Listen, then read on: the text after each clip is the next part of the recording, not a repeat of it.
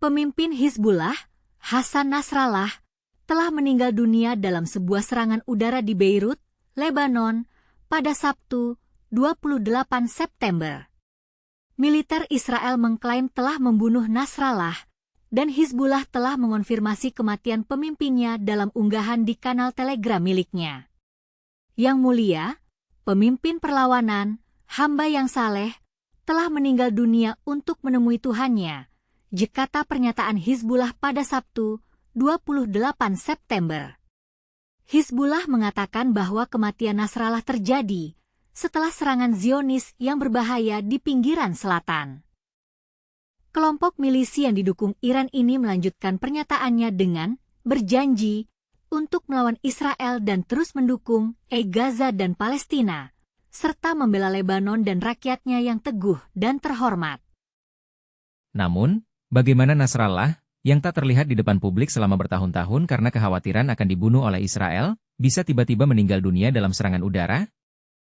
Apakah ini akhir dari perjuangan Hizbullah melawan Israel? Hassan Nasrallah adalah sosok misterius yang memiliki hubungan dekat dengan Iran. Dia memiliki peran kunci mengubah Hizbullah menjadi kekuatan politik dan militer seperti sekarang ini dan tetap dihormati oleh para pendukung kelompok tersebut.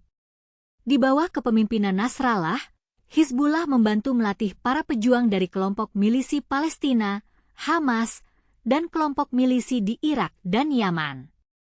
Pada masa kepemimpinannya pula Hizbullah memperoleh rudal dan roket dari Iran untuk digunakan melawan Israel.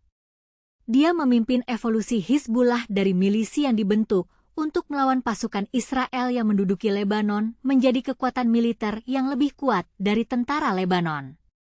Hizbullah kemudian menjadi pemegang kekuasaan dalam politik Lebanon, penyedia utama layanan kesehatan, pendidikan dan sosial, serta bagian penting dari dukungan Iran dalam upaya meraih supremasi regional. Nasrallah lahir pada tahun 1960 di daerah Burj Hammoud di timur Beirut, tempat ayahnya, Abdul Karim, mengelola sebuah toko sayur kecil. Dia adalah anak tertua dari 9 bersaudara. Dia bergabung dengan gerakan Amal yang saat itu merupakan kelompok milisi Syiah setelah Lebanon dilanda Perang Saudara pada tahun 1975. Sempat menetap sebentar di kota suci Najaf, Irak, ia bergabung kembali dengan Amal di Lebanon sebelum ia dan yang lainnya memisahkan diri dari kelompok tersebut pada tahun 1982 tak lama setelah Israel menginvasi Lebanon sebagai respons terhadap serangan milisi Palestina.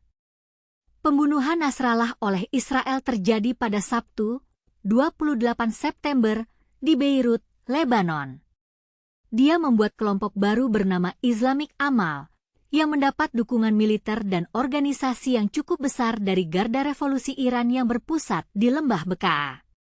Islamic Amal kemudian muncul sebagai milisi Syiah yang paling menonjol dan efektif yang kemudian menjadi awal mula Hizbullah. Pada tahun 1985, Hizbullah secara resmi mengumumkan pembentukannya dengan menerbitkan sebuah surat terbuka yang mengidentifikasi AS dan Uni Soviet sebagai musuh utama Islam dan menyerukan penghancuran Israel yang menurutnya menduduki wilayah Muslim. Nasrallah naik pangkat di jajaran Hizbullah seiring pertumbuhan organisasi tersebut. Ia mengatakan bahwa setelah bertugas sebagai pejuang, ia menjadi direktur di Baalbek, kemudian seluruh wilayah Bekaa dan Beirut. Dia menjadi pemimpin Hizbullah pada tahun 1992 kala berusia 32 tahun, setelah pendahulunya, Abbas al-Musawi tewas terbunuh dalam serangan helikopter Israel. Salah satu aksi pertamanya ketika menduduki kursi pemimpin Hizbullah adalah membalas dendam pembunuhan Musawi.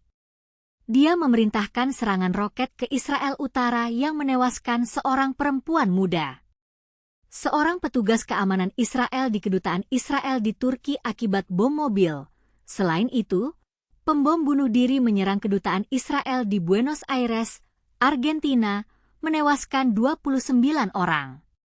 Nasrallah juga memimpin perang intensitas rendah dengan pasukan Israel yang berakhir dengan penarikan pasukan mereka dari Lebanon Selatan pada tahun 2000. Kala itu, putra sulungnya tewas dalam baku tembak dengan pasukan Israel. Setelah penarikan pasukan, Nasrallah mengumumkan bahwa Hizbullah telah mencapai kemenangan pertama melawan Israel. Ia juga bersumpah bahwa Hizbullah tidak akan melucuti senjatanya, dengan mengatakan bahwa Hizbullah menganggap bahwa seluruh wilayah Lebanon harus dikembalikan, termasuk wilayah Shebaa Farms. Sesudahnya, situasi relatif tenang hingga tahun 2006, ketika milisi Hizbullah meluncurkan serangan lintas batas ke Israel yang menyebabkan 8 tentara Israel tewas. Bagaimana masa depan Hizbullah setelah kematian Nasrallah? Apakah Hizbullah akan terus melawan Israel ataukah akan mengalami perubahan strategi?